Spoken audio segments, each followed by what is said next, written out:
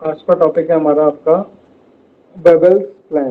वेबल plan था क्या 1945। ठीक है, तो सबसे पहले ये देखना पड़ेगा ये वेबल था कौन। वेबल उस समय कमांडर इन चीफ थे इंडियन आर्मी के, यानी जो ब्रिटिश आर्मी थी, ब्रिटिश इंडियन आर्मी, उसके जो कमांडर इन चीफ थे, जो उसके सेना अध्यक्ष थे, उनका नाम था वेबल। जो जुलाई 1941 से जून 1940 तक इसके कमांडर रहते हैं। और उस समय हमारे वाइसराय थे इंडिया के, लॉर्ड लिविंगस्टोन। अब वेबल कमांडर इन चीफ रहते हैं 1941 से लेके 1943, यानी कि 2 सालों में ये यहाँ पे कमांडर इन चीफ वेबल रहते हैं, सेना अध्यक्ष रहते हैं। और अक्टूबर 1943 का टाइम है, क्या होता है, वायसराय इंडिया का बदल दिया जाता है। यानी ये जो वेबल कमांडर इन चीफ थे, इनको अब इंडिया के अंदर वायसराय की पोस्ट दे दी जाती है। इनको कमांडर इन चीफ से इनका प्रमोशन करके वायसराय बना दिया जाता है। तो अगले वायसराय जो बनते हैं वो वेबल बनते हैं। और हमने देखा था लास्ट क्लास में भी, क्विट इंडिया मूवमेंट आ चुका था, भारत छोड़ो आंदोलन आ चुका था। दूसरा, Indian national Congress and Muslim league deadlock over separate state, यानी कि इंडियन नेशनल कांग्रेस नहीं चाहती थी कि एक नया राज्य बने, लेकिन मुस्लिम लीग चाहती थी कि एक नया राज्य बने, दैट इज पाकिस्तान। यानी कि मुस्लिम लीग का कहना था कि भाई पाकिस्तान बनना चाहिए, इंडियन नेशनल कांग्रेस का कहना था कि पाकिस्तान नहीं बनना चाहिए। ठीक है, तो एक तरफ गांधी जी का मानना था कि एक ही स्टेट रहना चाहिए, लेकिन मुस्लिम लीग का, मोहम्मद अली जिन्ना का बार बार प्रेशर था कि एक अलग से कंट्री बननी चाहिए। तो इसी डिस्कशन के लिए, इसी मुद्दे की डिस्कशन के लिए जो वायसराय ऑफ इंडिया है वो है वेबल। ये डिस्कशन करने जाते हैं लंदन, यानी कि इनका जो बॉस बैठा हुआ है लंदन में बैठा हुआ है, और वो कौन है, सेक्रेटरी ऑफ स्टेट। यानी कि सेक्रेटरी ऑफ स्टेट कहाँ पे बैठा हुआ है, ब्रिटेन के अंदर, लंदन के अंदर। और हमने देखा था, जितने भी मैंने आपको एक्ट कराए, गवर्नमेंट ऑफ इंडिया का कंट्रोल कैसे चलता था, सेक्रेटरी ऑफ स्टेट जो कि ब्रिटेन में बैठता था, और उसका एजेंट हुआ करता था वायसराय, जो कि इंडिया के अंदर था। तो वायसराय बदल चुका है, कमांडर इन चीफ को वायसराय बनाया जा चुका है। तो वायसराय इस समय बन चुके हैं वेबल। और प्रॉब्लम चल रही है इंडिया के अंदर क्या, एक तो क्विट इंडिया मूवमेंट लॉन्च कर दिया था गांधी जी ने कि भारत छोड़ो आंदोलन चल गया है। दूसरी तरफ इंडियन नेशनल कांग्रेस के बीच में और मुस्लिम लीग के बीच में एक लड़ाई चल रही है। वो दोनों चाहते हैं कि सेपरेट कंट्री बना दी जाए, यानी कि दो कंट्री बनाई जाए भारत को तोड़ के, एक इंडिया और दूसरी पाकिस्तान। और इसी मुद्दे को डिस्कस करने के लिए वेबल जाते हैं लंदन कि भाई इंडियंस क्या डिमांड कर रहे हैं, दो देशों की डिमांड कर रहे हैं ये लोग, और दूसरी तरफ इंडियन नेशनल कांग्रेस ऐसा नहीं चाहती। तो वेबल अब लंदन जाते हैं और किससे डिस्कस करेंगे, सेक्रेटरी ऑफ स्टेट से discuss. At London Lord Wavell met L S Amery. L S Amery उस समय सेक्रेटरी ऑफ स्टेट होते हैं, to discuss the solution of political deadlock. यानी भाई ये जो पॉलिटिकल डेडलॉक फंसा हुआ है, कांग्रेस पार्टी मना कर रही है, मुस्लिम लीग कह रही है कि एक अलग से स्टेट बननी चाहिए, कंट्री बननी चाहिए। और इस चीज को डिस्कस करने के लिए वो कहाँ पे गए हैं, सेक्रेटरी ऑफ स्टेट के पास लंदन में गए हैं। और उस समय सेक्रेटरी ऑफ स्टेट कौन थे, एल एस एम्ब्रे। नाम याद रखने की आपको जरूरत नहीं है, बस वेबल का याद रखना कि उस समय वाइसराय वेबल थे, और ये पहले अर्लियर कमांडर इन चीफ हुआ करते थे, क्योंकि प्लान का नाम ही वेबल प्लान है। तो देखो क्या होता है। अब जून 1945 के अंदर, based on the discussion sir with, जी बच्चे, सर ये वेवल प्लान शुरू कहाँ से हुआ था? एकदम से आपने शुरू किया, पता ही नहीं चला कि कहाँ से कब आया, कब शुरू हुआ। बच्चे यहीं से 1945 से शुरू हुआ है। ये तो स्टोरी बताई मैंने आपको कि लास्ट क्लास में हमने देखा था क्विट इंडिया मूवमेंट इंडिया के अंदर चल रहा था, इंडियन नेशनल कांग्रेस और मुस्लिम लीग आपस में सेपरेट स्टेट की डिमांड कर रहे थे। सब कुछ बता के तो चला मैं आपको कि उस समय सेक्रेटरी वायसराय चेंज हुआ इंडिया के अंदर, कमांडर इन चीफ को वायसराय बनाया गया। अभी तो मैंने वेबल प्लान शुरू ही नहीं करा है, अभी तो मैं आपको स्टोरी बता रहा हूँ बैकग्राउंड की, वेबल प्लान आएगा कैसे, क्योंकि वायसराय के नाम पे प्लान रखा गया, वेबल प्लान बोल दिया गया उसको। सर परसों लास्ट क्वेश्चन ये था कि क्विक इंडियन मूवमेंट 1944 में शुरू हुआ, उसके बाद मतलब आज सीधा यहीं पे शुरू हुआ ना, तो इसलिए समझ नहीं लगी कि कहाँ से जुड़ा है ये। तो कोई बात नहीं, अभी आप, मैं आपको बैकग्राउंड बना रहा हूँ, अभी मैंने वेबल प्लान शुरू ही नहीं करा है। वेबल प्लान का ईयर है 1945। अभी मैं कहानी आपको बैक मूवमेंट पे लेके जा रहा हूँ। ठीक है सर। वेबल प्लान का ईयर है 1945। तो मुझे पहले स्टोरी ना बुननी पड़ती है उसकी, डायरेक्ट मैं टॉपिक पे नहीं जाता। तो अभी मैं आपको ये बता रहा हूँ कि वेबल प्लान शुरू कैसे होगा। तो अभी शुरू नहीं हुआ, वेबल प्लान था क्या वो देखेंगे, आगे आएगा। तो अभी हमने ये डिस्कस करा कि मुद्दा क्या था इंडिया में। तो मुद्दा था, एक तो क्विट इंडिया मूवमेंट चल रहा था, और दूसरा मुद्दा था इंडियन नेशनल कांग्रेस और मुस्लिम लीग सेपरेट स्टेट को लेके आपस में लड़ रहे थे। मुस्लिम लीग चाहती थी अलग स्टेट होना चाहिए, इंडियन नेशनल कांग्रेस चाहती थी सेपरेट स्टेट नहीं होना चाहिए। और इसी चीज को डिस्कस करने के लिए वेबल, क्योंकि वो खुद तो डिसीजन ले नहीं सकते थे, क्योंकि बहुत बड़ा डिसीजन था, तो वो सेक्रेटरी ऑफ स्टेट के पास जाते हैं लंदन में और उनसे डिस्कस करने 1945 में। यहां से शुरू होता है जब वेबल पहली बार लंदन में जाते हैं, अब शुरुआत होगी। यानी कि at London Lord Wavell met L S. Amery, जो कि सेक्रेटरी ऑफ स्टेट हैं, to discuss the solution of political deadlock. अभी जो पॉलिटिकल डेडलॉक फंसा हुआ है, इसको डिस्कस करने के लिए वेबल कहां पे चले गए हैं? लंदन में चले गए हैं और सेक्रेटरी ऑफ स्टेट से इस बारे में डिस्कशन करते हैं। अब based on the discussion with L S. Amery he chalk out a plan, यानी कि जैसे ही वो डिस्कशन करना स्टार्ट करते हैं सेक्रेटरी ऑफ स्टेट के साथ, तो एक प्लान निकल के आता है जिसका नाम रखा जाता है Wavell plan. Based on the discussion with L S. Amery he chalk out a plan is called Wavell plan, क्योंकि वेबल ने सेक्रेटरी ऑफ स्टेट के साथ डिस्कस किया, इसलिए उसका नाम वेबल प्लान रख दिया गया। अब देखो क्या था ये वेबल प्लान। वेबल प्लान को देखते हैं कि इसमें क्या चीज उन्होंने सोची, क्या डिस्कस करा, क्या रिजल्ट उसका आउटकम निकल के आया इस वेबल प्लान का। तो देखो, पहला, वायसराय की एग्जीक्यूटिव काउंसिल में क्या बोला गया? Ready to reconstitute the viceroy executive council. उन्होंने बोला कि हम वायसराय की एग्जीक्यूटिव काउंसिल को रिकंस्टिट्यूट करने के लिए तैयार हैं if all Indian political parties agree to support Britain in war efforts. यानी कि अगर ब्रिटेन को वॉर एफर्ट्स में सपोर्ट करा जाएगा तो हम रिकॉन्स्टिट्यूट कर देंगे वायसराय के एग्जीक्यूटिव काउंसिल को, और इसके अंदर रिप्रेजेंटेशन बढ़ा देंगे 14 मेंबर्स की। यानी वायसराय की एग्जीक्यूटिव काउंसिल में अभी तक 6 मेंबर हुआ करते हैं, लेकिन हम आपको वायसराय के एग्जीक्यूटिव काउंसिल में कितने मेंबर्स प्रोवाइड करेंगे? 6 की जगह अब 14 मेंबर्स, यानी कि 14 मेंबर्स बढ़ाने के लिए तैयार हैं। 14 मेंबर कर देंगे 6 से, यानी कि ऑलमोस्ट 8 मेंबर वायसराय के एग्जीक्यूटिव काउंसिल में वो बढ़ाने के लिए तैयार थे। वायसराय की एग्जीक्यूटिव काउंसिल को पूरी तरीके से रिकॉन्स्टिट्यूट कर दिया जाएगा, फिर से बनाया जाएगा। और पहले मेंबर 6 थे और अब मेंबर कितने होंगे? 14 मेंबर। पहला डिस्कशन तो उनका ये था, यानी वायसराय की एग्जीक्यूटिव काउंसिल में मेंबर की संख्या बढ़ाई जाएगी। अब देखो, इन 14 मेंबर्स के अलावा वायसराय की एग्जीक्यूटिव काउंसिल में और कौन कौन होगा? सारे मेंबर्स उन्होंने बोला इंडियंस ले लो, यानी 14 के 14 मेंबर इंडियंस, लेकिन सिर्फ और सिर्फ वायसराय और कमांडर इन चीफ ये ब्रिटिश होंगे। यानी वायसराय भी ब्रिटिशर्स होगा और कमांडर इन चीफ, जो कि सेना का सेनापति है, आर्मी का अध्यक्ष है, जैसे आज के टाइम पे भी आर्मी का चीफ होता है, उसी समय भी कमांडर इन चीफ था। जो कमांडर इन चीफ होगा वो भी इन्हीं का पार्ट रहेगा और वो ब्रिटिश ही रहेगा। यानी सारे के सारे मेंबर्स इन्होंने इंडियंस देने के लिए बोल दिया कि भाई हम सारे मेंबर्स वायसराय के एग्जीक्यूटिव के काउंसिल के अंदर इंडियंस को अलाउ करते हैं, लेकिन जो वायसराय रहेगा वो ब्रिटिश रहेगा, साथ में कमांडर इन चीफ भी वायसराय के एग्जीक्यूटिव काउंसिल का हिस्सा होगा।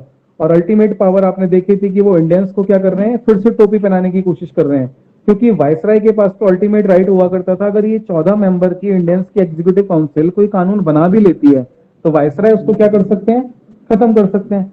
और वायसराय चाहे तो किसी भी लॉ को एक ऑर्डिनेंस के रूप में पास भी करा सकते हैं। तो वायसराय को अपनी एग्जीक्यूटिव काउंसिल के बिना भी फुल पावर्स मिली हुई हैं, क्योंकि वायसराय की जब तक सहमति नहीं आएगी, जैसे फॉर एग्जांपल आज के टाइम में आप लोकसभा राज्यसभा से किसी भी बिल को पास करा लो, लेकिन जब तक प्रेसिडेंट साइन नहीं करेंगे वो बिल पास नहीं माना जाएगा। समझ रहे हो? तो यानी कि एग्जीक्यूटिव काउंसिल से अगर कोई बिल इंडियन ने पास करा भी लिया अपने लिए और वायसराय ने साइन करने से मना कर दिया, तो इस बिल का पास होना या ना होना एक सही है, क्योंकि वायसराय की अप्रूवल आपको बहुत ज्यादा जरूरी थी। तो उन्होंने बोला कि भाई इंडियंस को हम क्या करते हैं, वायसराय के एग्जीक्यूटिव काउंसिल में सारे इंडियंस अलाउ कर देते हैं और मेंबर्स भी बढ़ा देते हैं। हम वायसराय के एग्जीक्यूटिव काउंसिल के अंदर 14 मेंबर्स कर देते हैं। इसके बाद उस समय जो मुस्लिम पॉपुलेशन थी, मुस्लिम population was around 25% of Indian population. यानी उस समय टोटल इंडिया की 100% पॉपुलेशन का 25% थे मुस्लिम। और वायसराय ने क्या बोला? हम बराबर बराबर उन्होंने बोला कि हम हिंदू और मुसलमानों को ना बराबर रिप्रेजेंटेशन देते हैं वायसराय के एग्जीक्यूटिव काउंसिल में। अब देखो, प्रॉब्लम यहाँ पे लड़ाई तो होनी निश्चित है, क्योंकि एक तरफ हिंदू पॉपुलेशन है, दूसरी तरफ मुस्लिम पॉपुलेशन है। इंडिया के अंदर उस समय 75% थे हिंदू और अदर पॉपुलेशन, और 25% उस समय मुस्लिम पॉपुलेशन थी। मुसलमानों को भी उन्होंने क्या करा? बराबर का एग्जीक्यूटिव काउंसिल में राइट दे दिया और हिंदुओं को भी उतना राइट दिया। तो लड़ाई तो होगी। तो एक तरफ 75% है, एक तरफ सिर्फ पॉपुलेशन 25% की है, और आप दोनों को इक्वल रिप्रेजेंटेशन दे रहे हो, यानी कि हिंदुओं के मेंबर भी 7 अलाउ होंगे और मुस्लिम्स मेंबर भी 7 अलाउ हो जाएंगे, तो टोटल 14 मेंबर्स हो जाएंगे। तो लड़ाई तो होनी निश्चित है। तो इस प्लान के ऊपर जब ये आएंगे तो बात नहीं बनेगी इस प्लान के ऊपर। यानी इन्होंने बोला कि वायसराय के एग्जीक्यूटिव काउंसिल के अंदर जो डिस्कशन निकला वाइस सेक्रेटरी ऑफ स्टेट के साथ, उन्होंने बोला कि हम एग्जीक्यूटिव काउंसिल को बढ़ा देंगे अपनी और 14 मेंबर्स उसमें अलाउ करते हैं और सारे के सारे इंडियंस अलाउ कर देते हैं। और ऐसा पता है इक्वल रिप्रेजेंटेशन उन्होंने मुस्लिम्स की क्यों दी? आपको याद होगा हर बार मुस्लिम्स चाहते ही नहीं थे कि ब्रिटिश इंडिया यहाँ से छोड़ के जाए, क्योंकि उनको ऐसा लगता था कि ब्रिटिशर्स में मुसलमानों का इंटरेस्ट यहाँ पे प्रोटेक्ट है।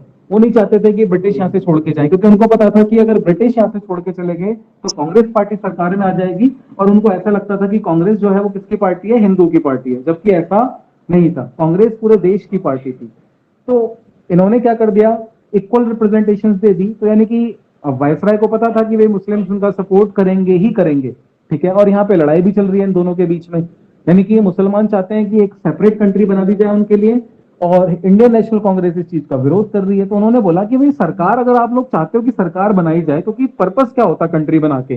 पाकिस्तान में मोहम्मद अली जिन्ना राज करेंगे, इंडिया के अंदर नेहरू कांग्रेस राज करेगी, तो क्यों ना आप वायसराय की एग्जीक्यूटिव काउंसिल में बराबर बराबर हिस्सा ले लो ना। साथ साथ इंडियन नेशनल कांग्रेस वाले आ जाएंगे और साथ मुस्लिम आ जाएंगे, तो बात वहीं आ जाएगी आपकी, ठीक है। अब देखो, तो Muslim population was around 25% of the total representation, total Indian population, still they were given equal representation as Hindus. इसलिए उनको क्या करा गया, बराबर रिप्रेजेंटेशन, हिंदुओं की रिप्रेजेंटेशन दी गई। अब टाइम आता है 25 जून 1945 का। 25 जून 1945 के अंदर क्या आता है, यहाँ पे जो इसके विरोध में पॉलिटिकल प्रिजनर्स आते हैं, इनको अरेस्ट कर लिया जाता है, सारे के सारे पॉलिटिकल प्रिजनर्स को। और कुछ टाइम के बाद जैसे ही वेबल्स यहाँ पे आते हैं, क्योंकि क्विट इंडिया मूवमेंट हमारा चल ही रहा था, पॉलिटिकल प्रिजनर जितने भी थे उनको बंदी बना लिया गया था, जेलों में डाल दिया गया था, क्विट इंडिया मूवमेंट में जो पार्टिसिपेट कर रहे थे। अब लोगों को बताना भी है, लोगों को सहमति भी बनवानी है कि भाई ये लोग हमारा इस रेजोल्यूशन को मानने के लिए तैयार होते भी हैं या नहीं। तो सारे पॉलिटिकल प्रिजनर्स को रिलीज करा जाता है जेल से, यानी कि इंडियन नेशनल कांग्रेस के प्रिजनर्स भी रिलीज होंगे और मुस्लिम लीग वाले प्रिजनर्स भी जेल से रिलीज हो जाएंगे। और वेबल्स आके उनको प्लान के बारे में बताएंगे कि भाई हम अभी पार्टीशन का प्लान नहीं सोच रहे, हम आप लोगों के लिए एक दूसरा प्लान लेके आए हैं कि हम एक काम करते हैं, वायसराय के एग्जीक्यूटिव काउंसिल में मेंबर बढ़ा देते हैं, और आधे मेंबर मुस्लिम्स के और आधे मेंबर हिंदुओं के, इस तरीके से अलाउ कर देते हैं कि वायसराय की एग्जीक्यूटिव काउंसिल बराबर बराबर कर देते हैं, आप दोनों सरकार चलाओ, कोई दिक्कत ही नहीं है। यानी अभी ये सेपरेट कंट्री बनाने के मूड में नहीं थे, यानी उन्होंने एक रास्ता निकाला, क्योंकि आपस में लड़ाई चल रही थी इंडियन नेशनल कांग्रेस की और इंडियन मुस्लिम लीग की, और इसी लड़ाई को लेके वायसराय चिंतित थे। इसलिए वो सेक्रेटरी ऑफ स्टेट के पास ब्रिटेन जाते हैं कि भाई कोई सॉल्यूशन निकालो। तो इन्होंने सॉल्यूशन डिसाइड करा कि एक काम करो, वायसराय के एग्जीक्यूटिव काउंसिल बढ़ाओ और उसके मेंबर 6 से कर दो 14, और 14 मेंबर के अंदर क्या बोलो, 7 मेंबर हिंदुओं के और 7 मेंबर मुस्लिम्स के, इस तरीके से आप अलाउ कर दो। अब क्या होता है, यहाँ पे जिन्ना का कहना क्या था, मोहम्मद अली जिन्ना ने बोला प्रॉब्लम यहाँ पे कुछ नहीं थी, देखो यहाँ पे सब कुछ ठीक हो जाता, वेबल प्लान सक्सेसफुल हो सकता था, लेकिन वेबल प्लान ना फ्लॉप हो गया, क्योंकि इन्होंने बोला कि इक्वल रिप्रेजेंटेशन दी जा रही है हिंदुओं को और मुसलमानों को, लेकिन मोहम्मद अली जिन्ना का कहना यह था कि इक्वल रिप्रेजेंटेशन सिर्फ मुस्लिम को नहीं मिलनी चाहिए, मुस्लिम लीग वाले मेंबर को मिलनी चाहिए। यानी कि जो 7 मेंबर होंगे वो, अब देखो मुसलमान क्या बीजेपी पार्टी के अंदर नहीं है, भारतीय जनता पार्टी के अंदर भी मुस्लिम्स हैं, कांग्रेस में भी है, आम आदमी पार्टी में भी, हर पार्टी में मुस्लिम्स रहते हैं। लेकिन मोहम्मद अली जिन्ना का कहना का मतलब क्या था कि भाई जो मुस्लिम लीग पार्टी वाले मुस्लिम्स है ना, उन्हीं को रिप्रेजेंटेशन मिलनी चाहिए, यानी कि उनका मुसलमानों में भी भेदभाव था, समझ रहे हो, यानी वो मुस्लिम्स मुस्लिम्स में भी भेदभाव कर रहे थे। तो यानी कि उनका कहना यह था जो इंडियन नेशनल कांग्रेस में मुस्लिम्स हैं उनको एग्जीक्यूटिव काउंसिल में अलाउ नहीं करना है, बाकी मुसलमानों को अलाउ कर दो फिर। और एक तरफ आप कहते हो कि आप मुसलमानों के नेता हो, तो इसका मतलब जो आपकी पार्टी में है वो मुसलमान है, जो आपकी पार्टी में नहीं है वो मुसलमान नहीं है, क्या बात होगी भाई? मतलब ये तो वही वाली बात होगी, एक तरफ से आप भेदभाव कर रहे हो और एक तरफ कह भी रहे हो कि हम मुस्लिम्स के नेता हैं, तो कैसे नेता हो फिर? समझ रहे हो प्रॉब्लम क्या थी? वो चाहते थे कि भाई सिर्फ इंडियन मुस्लिम लीग वाले ही मुस्लिम्स वायसराय के एग्जीक्यूटिव काउंसिल में होने चाहिए। इंडियन नेशनल कांग्रेस कह रही है, उन्होंने ये नहीं बोला कि जिन्ना के, ऐसे तो कोई और पार्टी बनाएगा वो बोलेगा भाई मेरी पार्टी वाले मुस्लिम्स होने चाहिए उसके अंदर, तो प्रॉब्लम आएगी। तो मोहम्मद अली जिन्ना का कहना क्या था, जिन्ना ने बोला that only Muslim league member could be the Muslim representation in the council, यानी कि जो इंडियन मुस्लिम लीग के मेंबर हैं वही वायसराय के एग्जीक्यूटिव काउंसिल के मेंबर होने चाहिए, बाकी किसी पार्टी के मुस्लिम मेंबर नहीं बन सकते। तो ये तो गलत चीज थी, ठीक है। तो इसी को लेकर विवाद बढ़ता चला गया। इंडियन नेशनल कांग्रेस ने बोला भाई बराबर बराबर रिप्रेजेंटेशन मिल रही है हिंदुओं को और मुसलमानों को, दिक्कत क्या है आपको? लेकिन मोहम्मद अली जिन्ना का तो अपना ही स्वैग था, उन्होंने बोला कि नहीं साहब, इंडियन मुस्लिम लीग के अंदर जो मुसलमान है उनको बराबर रिप्रेजेंटेशन मिलनी चाहिए, बाकी मुसलमानों को नहीं मिलनी चाहिए, ठीक है। तो अब बंटवारा जरूरी हो गया था, क्योंकि वेबल्स जिस प्लान के साथ आए वो प्लान हो गया फ्लॉप, क्योंकि मुस्लिम लीग की अपनी डिमांड थी, इंडियन नेशनल कांग्रेस तो चलो एग्री कर गई थी, साथ साथ आप डिवाइड कर दो, स्टिल मुस्लिम्स की पॉपुलेशन 25% थी, फिर भी इंडियन नेशनल कांग्रेस एग्री कर गई, कोई दिक्कत नहीं है, क्योंकि इंडियन नेशनल कांग्रेस के अंदर भी मुस्लिम्स थे, 7 हिंदू हो जाते और 3-4 इंडियन नेशनल कांग्रेस के मुस्लिम कैंडिडेट भी जीत जाते, तो अल्टीमेटली इंडियन नेशनल कांग्रेस की मेजोरिटी तो वैसे भी आ जाती। ठीक है, तो उनको कोई टेंशन नहीं थी, वो एग्री कर रहे थे। लेकिन मोहम्मद अली जिन्ना ने अपनी नई डिमांड निकाली और उन्होंने बोला कि भाई जो मुस्लिम्स होंगे वो सिर्फ इंडियन मुस्लिम लीग के ही मेंबर आने चाहिए यहाँ पे। तो यहाँ प्रॉब्लम आई, फिर दोनों में लड़ाई हुई और वेबल का प्लान जो था ये फ्लॉप हो गया। तो this was the Wavell plan, यानी वेबल डिस्कस करने लंदन गए थे सेक्रेटरी ऑफ स्टेट के साथ, और उन्होंने क्या डिस्कस करा कि वायसराय की एग्जीक्यूटिव काउंसिल बढ़ा दो और कितने मेंबर कर दो बढ़ा के 14 मेंबर, और 14 में से इक्वल मेंबर कर दो 7 हिंदू और 7 मुस्लिम। फिर उन्होंने सारी पॉलिटिकल पार्टी से डिस्कस करने के लिए जो प्रिजनर्स बने हुए थे during the quit India movement उनको रिलीज करवाया और उनसे बात करी इंडियन नेशनल कांग्रेस मुस्लिम लीग से। इंडियन नेशनल कांग्रेस एग्री थी, लेकिन इंडियन मुस्लिम लीग का कहना यह था कि जो मुस्लिम्स हैं वो सिर्फ इंडियन मुस्लिम लीग के मेंबर होने चाहिए, बाकी किसी भी पार्टी के मुस्लिम्स को हम एग्जीक्यूटिव काउंसिल के अंदर अलाउ नहीं करेंगे। This was the Wavell plan. किसी को कुछ पूछना है तो पूछ सकते हो बच्चे, एनीथिंग, कुछ भी पूछना चाहो। ये था वेबल प्लान। एक्सक्यूज मी सर, जी बच्चे, सर एक बार ब्रीफ में दोबारा से रिपीट कर दो। बिल्कुल रिपीट करूंगा, फिर से रिपीट कर देता हूँ। आज मेरी वैसे भी लास्ट क्लास है, 2 ही टॉपिक मुझे आपको कराने हैं, इसके बाद नया टॉपिक लूंगा और हमारा मॉडर्न हिस्ट्री फिनिश हो जाएगी। देखो क्या सीन था, 1945 के अंदर वेबल प्लान आता है, लेकिन इस प्लान को समझने के लिए मुझे पहले बैकग्राउंड देखना पड़ेगा। वेबल जो थे कमांडर इन चीफ थे 1941 से लेके जून 1943 तक, और अक्टूबर 1943 के अंदर इंडिया के अंदर वायसराय चेंज करा जाता है, कमांडर इन चीफ को वायसराय ऑफ इंडिया बना दिया जाता है। जैसे इस समय क्या हो, जो सेना के अध्यक्ष हैं मनोज मुकुंद नरवणे, इनको बोला जाए कि भी आज से आप प्राइम मिनिस्टर ऑफ इंडिया हो, जस्ट लाइक दैट। तो वेबल उस समय कमांडर इन चीफ थे, सेनापति थे, सेना अध्यक्ष थे, और इनको बोला गया कि भाई आज से आप वायसराय ऑफ इंडिया हो। अब जब ये वायसराय बने तो इन्होंने इंडिया के अंदर देखा 2 तरह से सिचुएशंस थी। एक तरफ चल रहा था क्विट इंडिया मूवमेंट और दूसरी तरफ इंडियन नेशनल कांग्रेस और मुस्लिम लीग के बीच में लड़ाई हो रही थी, क्योंकि मुस्लिम लीग बार बार कह रही थी कि सेपरेट कंट्री बनाओ, पाकिस्तान बनाओ, उनकी ये डिमांड थी बार बार। तो अब वेबल को लगा कि भाई मैं क्या करूं, वेबल अकेले तो डिसीजन ले नहीं सकते थे, क्योंकि वेबल के ऊपर भी कंट्रोल किसका बैठा था, सेक्रेटरी ऑफ स्टेट का, और सेक्रेटरी ऑफ स्टेट कहां बैठा हुआ है, ब्रिटेन के अंदर बैठा हुआ है। तो उनको प्लान डिस्कस करने के लिए, सॉल्यूशन निकालने के लिए इस मुद्दे का कि आपस में इन 2 गुटों में लड़ाई हो रही है, इंडियन नेशनल कांग्रेस में और इंडियन मुस्लिम लीग के अंदर, दोनों में लड़ाई हो रही है। तो वेबल जाते हैं लंदन, यानी कि वेबल अब 1945 के अंदर लंदन जाते हैं, मई 45 के अंदर, और यहीं से वेबल प्लान शुरू होता है, जब वेबल इस चीज का सॉल्यूशन निकालने के लिए लंदन जाते हैं। तो 1945 का टाइम होता है और वो वहां के सेक्रेटरी ऑफ स्टेट एलिस एम्ब्रे से मिलते हैं और इस पॉलिटिकल डेडलॉक का क्या सॉल्यूशन निकाला जाए। तो जैसे ही इनके बीच में बात चलती है तो एक प्लान निकल के आता है कि हम एक काम करते हैं, वायसराय की जो एग्जीक्यूटिव काउंसिल है ना, इस काउंसिल को बढ़ा देते हैं। 6 से पहले 6 मेंबर अलाउ थे, 6 से 14 कर देते हैं, और 14 के अंदर से भी क्या करते हैं, हिंदू और मुस्लिम तो बराबर बराबर कर देते हैं। जबकि हिंदुओं की पॉपुलेशन 75% थी और मुस्लिम्स की पॉपुलेशन 25% थी। स्टिल ब्रिटिश गवर्नमेंट क्या कर रही है, बराबर बराबर हिंदू मुस्लिम्स को वायसराय के एग्जीक्यूटिव काउंसिल के अंदर अलाउ कर रही थी। अब प्रॉब्लम कुछ नहीं थी, कांग्रेस भी तैयार थी। ठीक है, अब इस चीज को डिस्कस करने के लिए जो कि सारे के सारे प्रिजनर्स जो कि ऑलरेडी जेल में बंद थे, वेबल्स उनको जेल से रिलीज करवाते हैं 25 जून 1945 को, और इंडियन नेशनल कांग्रेस और मुस्लिम लीग के लीडर्स के सामने इस प्लान को रखा जाता है कि भाई हम ऐसे ऐसे ये सोच रहे हैं कि आप जो कंट्री अलग सेपरेट कंट्री की डिमांड कर रहे हो, अभी सेपरेट कंट्री नहीं बनाते, आप दोनों की रिप्रेजेंटेशन बराबर देते थे ना सरकार में, यानी मुस्लिम लीग के भी मुसलमानों को भी बराबर रिप्रेजेंटेशन देते थे सरकार में और हिंदुओं को भी बराबर दे देते हैं, टेंशन की बात ही क्या है। ठीक है, लेकिन मुस्लिम लीग की प्रॉब्लम क्या थी, जिन्ना ने बोला कि भाई मुसलमानों में सिर्फ मुस्लिम लीग के मेंबर को ही अलाउ करो, आप बाकी किसी को अलाउ मत करो, यानी सिर्फ जो मुस्लिम लीग के मुसलमान होंगे वायसराय के एग्जीक्यूटिव काउंसिल में उन्हीं को अलाउ करो। जबकि मुसलमानों ने तो कांग्रेस भी ज्वाइन कर रखी थी, तो इसका मतलब कांग्रेस वाले मुसलमान वो भी तो एग्जीक्यूटिव काउंसिल के मेंबर बन सकते थे, और उनके ऊपर अब इलेक्शन आ चुका था तो इलेक्शन होना था। लेकिन जिन्ना का कहना क्या था कि सिर्फ मुस्लिम लीग के मेंबर को ही वायसराय के एग्जीक्यूटिव काउंसिल के अंदर रिप्रेजेंटेशन दो। तो इस वजह से इन दोनों के बीच में, इंडियन नेशनल कांग्रेस के बीच में और मुस्लिम लीग के अंदर लड़ाई हुई, और ये जो वेबल का प्लान था ये फ्लॉप हो गया, फेल हो गया। This was the Wavell plan, जो कि फ्लॉप हो गया, फेल हो गया। कोई डाउट आपका, कैसा दूं? चलो अगले टॉपिक के ऊपर आता हूं। तो वेबल प्लान हमारा फ्लॉप हो गया,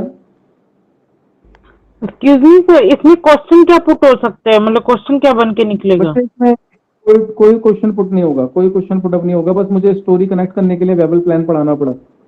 there is no question from this topic, कोई क्वेश्चन नहीं बना हुआ कभी, किसी तरह का कोई क्वेश्चन पुट अप नहीं होगा। देखो कुछ टॉपिक्स ऐसे मैंने आपको पढ़ाए हैं ना, मोर देन 60+ टॉपिक्स पढ़ाए हैं बच्चे।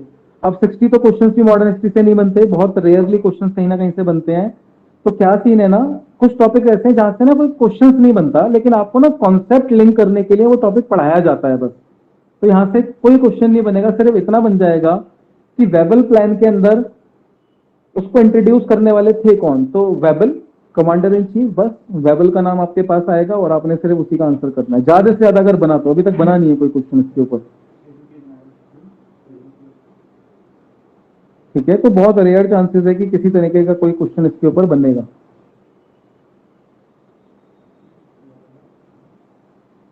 चलिए, कोई आपने कोई इससे डाउट हो तो पूछ सकते हो मेरे से, फिर मैं आगे का टॉपिक लेता हूं।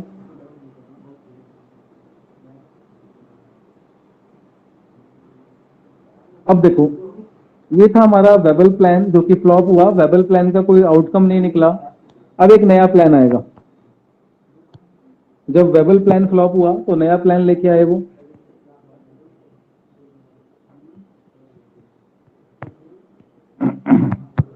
यानी वेबल प्लान का कोई रिजल्ट नहीं रहा, तो अब नया प्लान इंडिया के अंदर आएगा, that is Mountbatten plan, ठीक है। और कब आएगा ये, दैट इज 20 फरवरी 1947। वेबल प्लान का कोई आउटकम नहीं आया निकल के और ये प्लान फ्लॉप हो गया, ठीक है। तो अब हम नए प्लान्स की बात करेंगे, that is Mountbatten plan. अब देखो,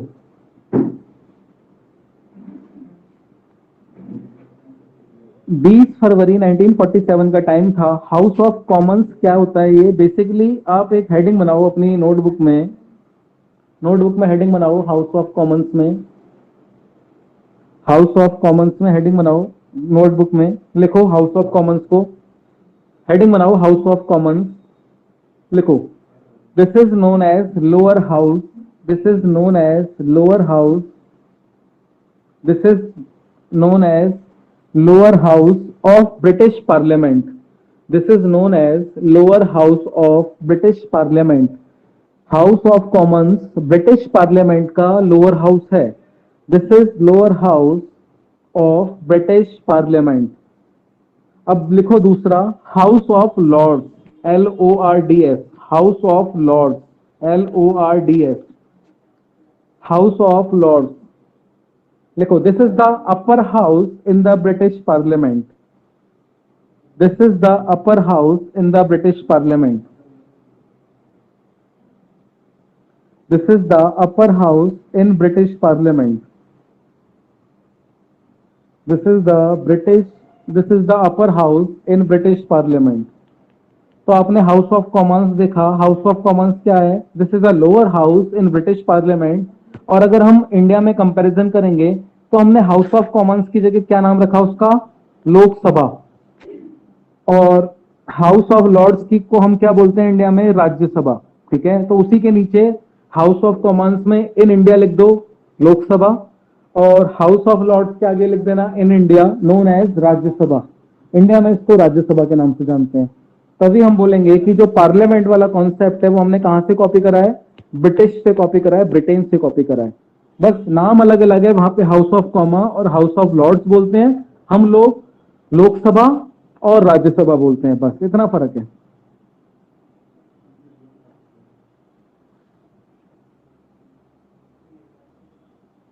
अब देखो, इतना नोट कर लिया होगा आपने बच्चे, हाउस ऑफ कॉमा इसको हम इंडिया में लोकसभा के नाम से जानते हैं और हाउस ऑफ लॉर्ड्स को हम इंडिया में राज्यसभा के नाम से जानते हैं। अब देखो, हाउस ऑफ कॉमन्स के अंदर उस समय ब्रिटिश पार्लियामेंट से सेलेमेंट एटली उस समय प्राइम मिनिस्टर थे ब्रिटिश पार्लियामेंट के अंदर, और इन्होंने एक अनाउंसमेंट करी हाउस ऑफ कॉमन्स में, British would quit India after transferring powers into the responsible hand not later than 3 June 1948। यानी कि वो क्या करेंगे, सारी की सारी पावर्स को ट्रांसफर कर देंगे कुछ जिम्मेदार हाथों में, लेकिन कब तक? 3 जून 1948 तक। अब क्या होता है? 21 फरवरी 1947 को वेवल की जगह वायसराय चेंज हो जाते हैं, और वायसराय कौन बन जाते हैं? माउंटबेटन। माउंटबेटन वायसराय बन जाती हैं। अब देखो, वायसराय चेंज हो गया, जैसे हमने पहले भी देखा था, वेवल वायसराय बने थे, और अब नया वायसराय कौन बन रहा है? माउंटबेटन। ठीक है ना, माउंटबेटन वायसराय बन जाते हैं। अब देखो आगे क्या होता है।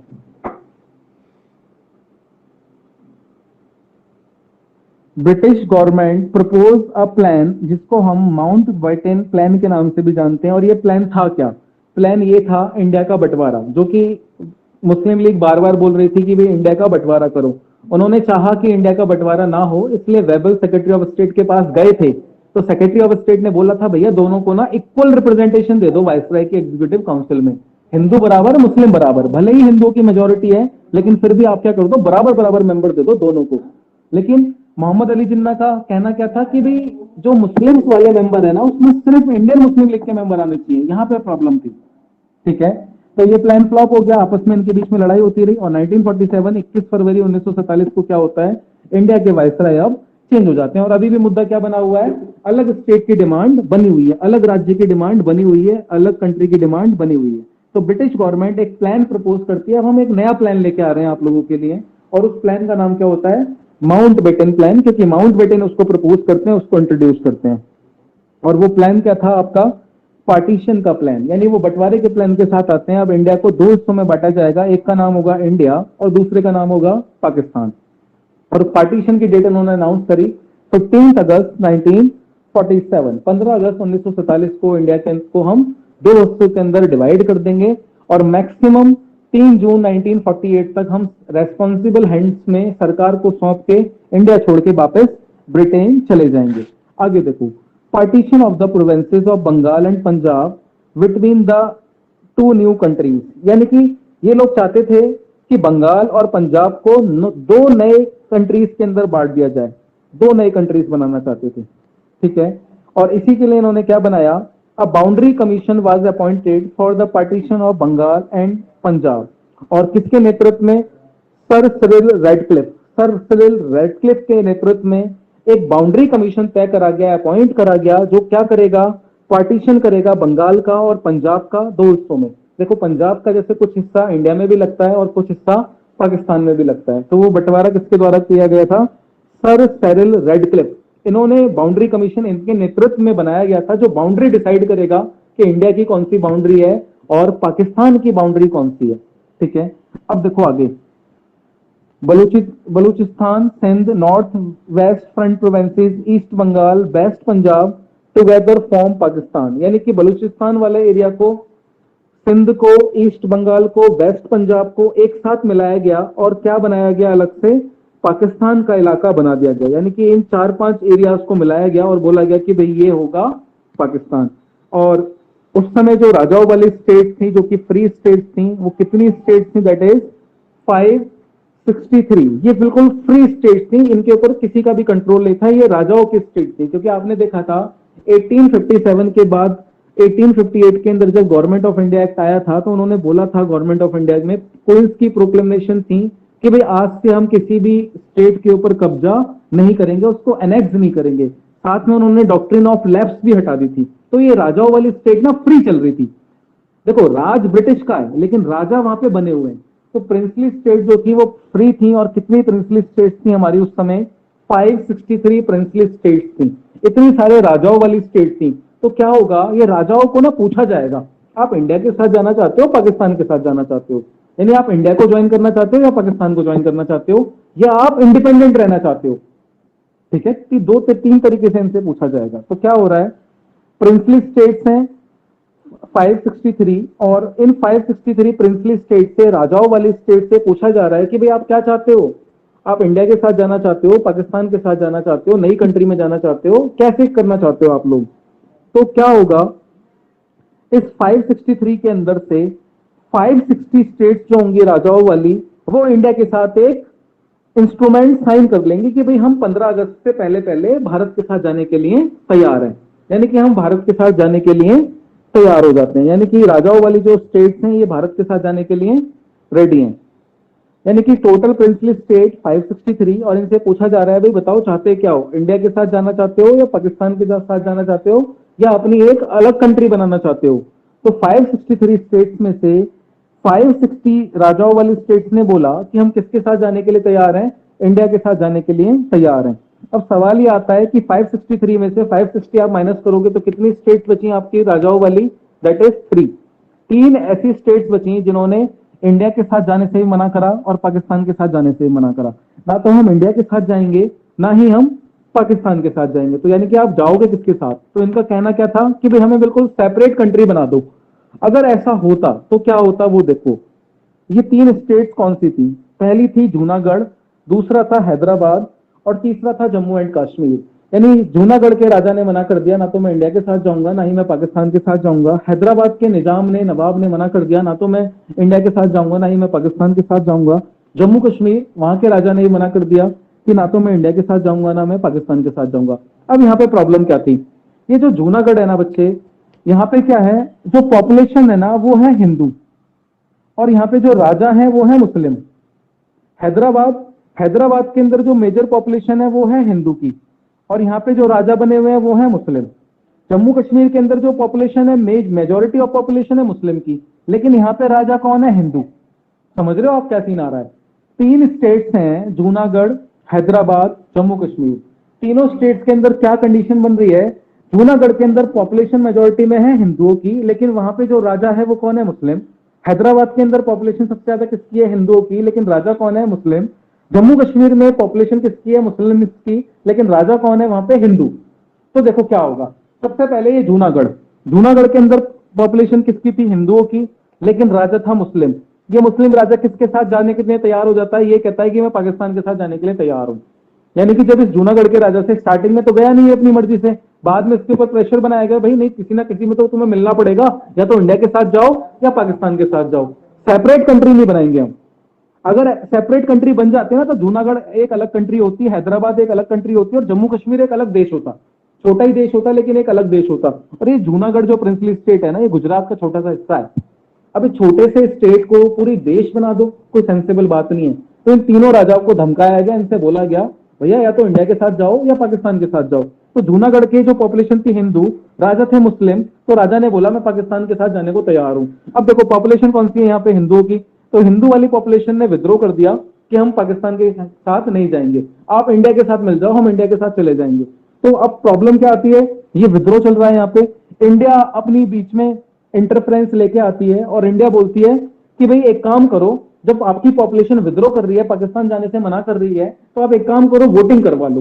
तो यहाँ पे हिंदू भी रहते हैं और मुस्लिम्स भी रहते हैं। तो मुस्लिम्स ने भी वोट डाला, हिंदुओं ने भी वोट डाला और वोटिंग का रिजल्ट क्या आया, 99.99% वोट किसके फेवर में पड़े, इंडिया के। यानी कि मुस्लिम्स भी चाहते थे कि वो इंडिया में ही रहें, यानी कि जूनागढ़ के मुसलमान भी पाकिस्तान के साथ नहीं जाना चाहते थे, वो इंडिया में ही रहना चाहते थे। तो यानी कि 99.99% लोगों का जो वोट आया वो किसके फेवर में आया, इंडिया के फेवर में। यानी कि जूनागढ़ किसके साथ मिल चुका है, अब इंडिया के साथ मिल चुका है। तो जूनागढ़ की तो स्टोरी यहाँ पे हो जाती है खत्म। बच्चे किसी को अगर लिखना हो तो आप लिख लेना अपनी कॉपी के अंदर ये सब चीजें। तो जूनागढ़ की स्टोरी यहाँ पे दी एंड, जूनागढ़ खत्म। अब दो बचे, एक बचा हैदराबाद और दूसरा बचा जम्मू एंड कश्मीर। अब देखो क्या सीन आता है, हैदराबाद को उस समय हमारे होम मिनिस्टर होते हैं सरदार वल्लभ भाई पटेल, जैसे जस्ट लाइक अमित शाह। तो सरदार वल्लभ भाई पटेल हैदराबाद ना तो इंडिया के साथ जाने को तैयार था उस समय, ना ही वो पाकिस्तान के साथ जाने को तैयार था। तो सरदार वल्लभ भाई पटेल पहले तो धमकी देते हैं कि अगर तुम हमारे साथ नहीं मिले तो अटैक कर देंगे तुम्हारे ऊपर। और धमकी धमकी में वो क्या करते हैं, हैदराबाद को बहुत डरा देते हैं और हैदराबाद के जो राजा होते हैं वो भी तैयार हो जाते हैं, ठीक है साहब मैं भी इंडिया में मिलने को तैयार हूं।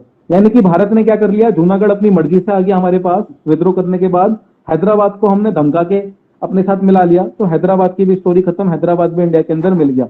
अब प्रॉब्लम कहां बची है, जम्मू कश्मीर के अंदर प्रॉब्लम है। और जम्मू कश्मीर के अंदर बच्चे प्रॉब्लम क्या है, जम्मू कश्मीर के अंदर जो मेजोरिटी की पॉपुलेशन है वो है मुस्लिम्स की और यहाँ पे जो राजा है हिंदू। अब ये हिंदू राजा ना तो पाकिस्तान के साथ जाने को तैयार है और ना ही इंडिया के साथ जाने को तैयार है। अब पाकिस्तान को लगता है भाई इंडिया के अंदर तो तीन स्टेट्स में से दो तो मिल गए, अब एक बचा पाकिस्तान, तो क्यों ना पाकिस्तान के ऊपर, जम्मू कश्मीर के ऊपर मैं अटैक कर दूं। यानी पाकिस्तान को लगा कि भाई जूनागढ़ और हैदराबाद तो भारत में मिल गए, बचा जम्मू कश्मीर, तो क्यों ना इस जम्मू कश्मीर के ऊपर हम अटैक कर दें। तो पाकिस्तान क्या करता है, जम्मू कश्मीर के ऊपर अटैक कर देता है। और यहाँ पे राजा होते हैं हरी सिंह, और हरी सिंह हेल्प मांगते हैं, मदद मांगते हैं इंडिया से। तो रुको मैं इसको जरा ड्रॉ कर दूं सही से, इसको हटा दूं, क्लीन कर दूं जरा, रुको जस्ट। तो दो की स्टोरी मैंने आपको बताई, और ये स्टोरी हमारी पॉलिटी की स्टार्टिंग भी होती है बच्चे। जम्मू कश्मीर, कश्मीर हमारा पूरा क्यों है, वो स्टोरी भी यहीं से निकलती है। कैसे कश्मीर हमारा पूरा है, क्यों जम्मू कश्मीर को हम पूरा अपना दिखाते हैं मैप के अंदर। तो अभी आपको समझ में आ जाएगा क्यों है वो ऐसा। तो क्या सीन होता है, जब जूनागढ़ के राजा इंडिया के साथ मिल गए, हैदराबाद फोर्सफुल्ली हमने मिला लिया, तो पाकिस्तान को लगा कि भाई जम्मू कश्मीर के ऊपर मैं अटैक कर देता हूं और मैं मिला लेता हूं उसको। और यहाँ पे जो राजा हैं वो राजा हैं हिंदू, और उन हिंदू राजा का नाम क्या है, हरी सिंह। यानी हरी सिंह किसके पास जाते हैं, भारत के पास आते हैं। जवाहरलाल नेहरू उस समय प्राइम मिनिस्टर होते हैं, इनसे मदद मांगते हैं कि हमारी मदद करो, पाकिस्तान ने हमारे ऊपर अटैक कर दिया। अब सीन क्या बनता है, जब इनसे मदद मांगी जाती है तो जवाहरलाल नेहरू बोलते हैं कि हम तुम्हारी मदद तो करेंगे, लेकिन तुम्हें क्या करना पड़ेगा, इंडिया के साथ मिलना पड़ेगा, यानी जम्मू कश्मीर को भारत में मिलाना पड़ेगा। तो राजा हरि सिंह आसानी से तैयार नहीं होते, वो बोलते हैं मैं इंडिया के साथ मिलूंगा, लेकिन मेरी कुछ शर्तें हैं। उस शर्तों का नाम था बच्चे आर्टिकल 370, जो जम्मू कश्मीर से हटाई गई। समझ रहे हो, आज के टाइम पे ये आर्टिकल 370 इंट्रोड्यूस करी गई थी। यानी कि उस समय अगर हम इनकी शर्त नहीं मानते ना राजा हरि सिंह की, तो ये कश्मीर वाला विवाद ना इतने साल तक चलता ही नहीं। और राजा हरि सिंह को हमें पता है, डर ये भी था कि भाई अगर हम राजा हरि सिंह की मदद नहीं करते तो इट कुड भी पॉसिबल राजा हरि सिंह जम्मू कश्मीर को पूरा ही पाकिस्तान को दे देते ना, ये भी तो हो सकता था। तो कश्मीर हमें बिल्कुल भी नहीं मिलता, तो वो सारा का सारा पाकिस्तान के पास चला जाता, और ऐसा होता तो ऐसा कोई विवाद ही नहीं होता। लेकिन इंडिया ने सोचा चलो कोई बात नहीं, जब राजा मदद मांगने आया है तो मदद कर दो। और राजा ने क्या रखा, फायदा उठाया, और राजा ने टर्म्स एंड कंडीशन रख दी, और उन्होंने बोला कि कुछ शर्तों के साथ मैं भारत में विलय करूंगा। और उस समय एक आर्टिकल बनाया गया, उस आर्टिकल का नाम था आर्टिकल 370, और उसमें क्या क्या लिखा गया, हमारा अपना संविधान होगा, कोई दूसरा जमीन नहीं खरीदेगा, सो ऑन फर्दर काफी सारी टर्म्स एंड कंडीशन के साथ यहाँ पे एग्रीमेंट हुआ कि भाई ठीक है, भारत ने बोला मदद करेंगे, और राजा हरि सिंह ने बोला ठीक है मैं इंडिया में मिलूंगा, लेकिन अपनी टर्म्स एंड कंडीशन के साथ मिलूंगा भारत के अंदर। ठीक है, तो भारत के प्राइम मिनिस्टर ने बोला ठीक है मिल जाओ। सभी बीजेपी वाले आजकल बोलते हैं ना सब नेहरू की गलती है, वो गलती क्या थी, यही वाली गलती थी। और एक्चुअल में वो आप देखो वो गलती भी नहीं है। अगर पाकिस्तान के साथ जम्मू कश्मीर पूरा मिल जाता फिर क्या कर लेते, अगर हम राजा हरि सिंह की हेल्प नहीं करते टर्म्स एंड कंडीशन के साथ, और राजा हरि सिंह पूरा जम्मू कश्मीर ही पाकिस्तान को दे देते, फिर क्या करता इंडिया, फिर तो हाथ पे हाथ रख के देखने के अलावा कोई ऑप्शन नहीं था ना। तो उनको लगा कि इससे अच्छा जो मिल रहा है टर्म्स एंड कंडीशन के साथ मिल रहा है जम्मू कश्मीर, उसमें भी कोई दिक्कत नहीं है। ठीक है, तो इन्होंने क्या करा, टर्म्स एंड कंडीशंस के साथ जम्मू कश्मीर की हेल्प करी। लेकिन प्रॉब्लम क्या थी, पाकिस्तान जम्मू कश्मीर के ऊपर ऑलरेडी अटैक कर चुका था। तो जो कश्मीर वाला एरिया है ना, कैसे है, टोटल है 100%, इस 100% में से ना 1/4 दैट इज 25% इस एरिया पे ऑलरेडी पाकिस्तान अपना कब्जा कर चुका था। ठीक है, यानी इंडिया ने कब्जा करने से जम्मू वाला पूरा एरिया बचा लिया, और 75% कश्मीर वाला एरिया बचा लिया। और ये जो 25% कब्जे वाला एरिया है ना, इसी को हम पाकिस्तान ऑक्यूपाइड कश्मीर के नाम से बोलते हैं, पाक अधिकृत कश्मीर, यानी कश्मीर का वो हिस्सा जो पाकिस्तान के कब्जे में है। और ये कश्मीर पूरा था किसका, राजा हरि सिंह का। भले अब क्या होता है, ये मामला जाता है यूनाइटेड नेशंस के अंदर। तो यूनाइटेड नेशंस के अंदर जो दोनों पक्षों को सुना जाता है, तो वहां पे डिसीजन निकल के आता है कि जो जहां पे है ना वो वहीं पे रहेगा और वो एरिया उसका हो जाएगा। तो पाकिस्तान 25% कश्मीर के हिस्से पे कब्जा कर चुका था, तो पाकिस्तान को 25% एरिया मिल गया कश्मीर का, और भारत को जम्मू पूरा मिल गया, और कश्मीर का 75% हिस्सा मिल गया। लेकिन वो जम्मू कश्मीर पूरा किसका था, 100% राजा हरि सिंह का, और राजा ने पूरा किसको दिया, हमें दिया, भले ही कब्जा किसी और का है तो हमारा इंडिया का, इसलिए हम अपने मैप में पूरा दिखाते हैं, क्योंकि राजा ने सारा का सारा हमें दिया था। वो चीज अलग है कि कब्जा किसी और का है। तो this was the Mountbatten plan. तो देखो अभी क्या है, अभी आगे बचा है माउंटबेटन प्लान। रुको जस्ट वेट करके।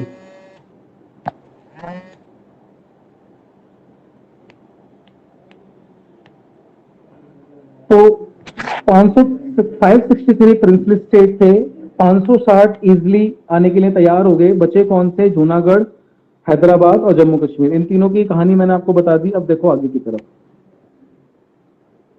15 अगस्त 1947 का टाइम आता है, और इंडिया इस समय इंडिपेंडेंस में आ जाता है।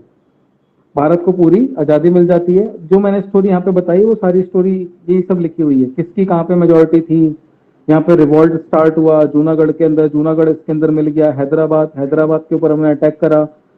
सरदार वल्लभ भाई पटेल उस समय होम मिनिस्टर थे, उन्होंने कब्जा कर लिया इसके ऊपर। ऑपरेशन पोलो चलाया था यहाँ पे, ठीक है। और जम्मू कश्मीर वाली जो स्टोरी मैंने आपको बताई, यहाँ पे हिंदू रूलर था, पॉपुलेशन मेजोरिटी में किसकी थी, मुस्लिम्स की पॉपुलेशन थी। लेकिन पाकिस्तान ने फिर क्या कर लिया, अटैक करा जम्मू कश्मीर के ऊपर। हरी सिंह ने हेल्प मांगी नेहरू से और उन्होंने एक एग्रीमेंट साइन कर लिया था, इंस्ट्रूमेंट साइन कर लिया था, और उसी का नाम था 370, ठीक है, इस तरीके से। और हमने लॉर्ड माउंटबेटन से एक रिक्वेस्ट करी थी कि भाई कुछ टाइम तक ना आप हमारे गवर्नर जनरल बने रहो, भले ही आपने हमें अब आजादी दे दी है, लेकिन गवर्नर जनरल आप ही बने रहोगे। तो आपके एग्जाम में पूछे जाने वाला क्वेश्चन है, who was the first governor general of independent India? Independent India के पहले गवर्नर जनरल, तो आंसर माउंटबेटन ही आता है, क्योंकि हमने माउंटबेटन से रिक्वेस्ट करी थी कि आप अभी मत जाओ, आपने हमें फ्रीडम दे दी है, लेकिन स्टिल आप गवर्नर जनरल बने रहो, ठीक है, यहीं पर इंडिया में रहो और इंडिया का एडमिनिस्ट्रेशन संभालो, क्योंकि अभी हमारे पास इतना एक्सपीरियंस नहीं है, हम आपको बना रहे हैं, आप इंडिया में कुछ टाइम रुक जाओ और एडमिनिस्ट्रेशन संभालो, जब तक हम अपना संविधान वगैरह बनाते हैं तब तक आप यहाँ पे रुके रहो। जैसे हम अपना संविधान वगैरह फॉर्म कर लेंगे, सारे के सारे लोग आ जाएंगे, उसके बाद जाके आप चले जाना यहाँ से। In case of Pakistan, Pakistan के केस में क्या होता है, इन केस ऑफ पाकिस्तान, जो स्टेट बच्चे,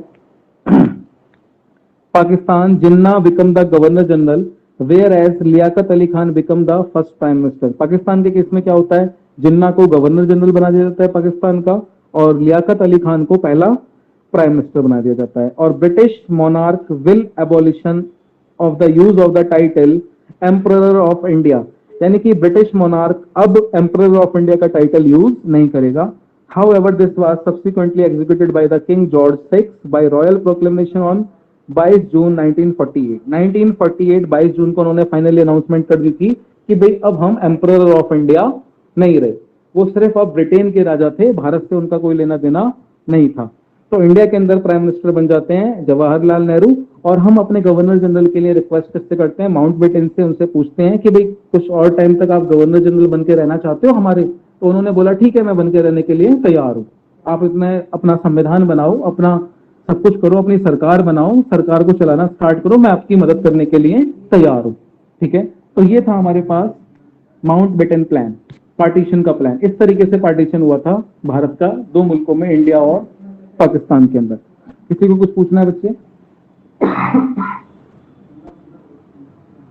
का जो बेसिकली ड्यूटी ये होती थी कि to look after the duties और द मतलब कि क्या क्या वो रोल परफॉर्म कर रहे हैं by the central government to look after them, क्या अभी भी वो चीज है या it has been abolished after the independence?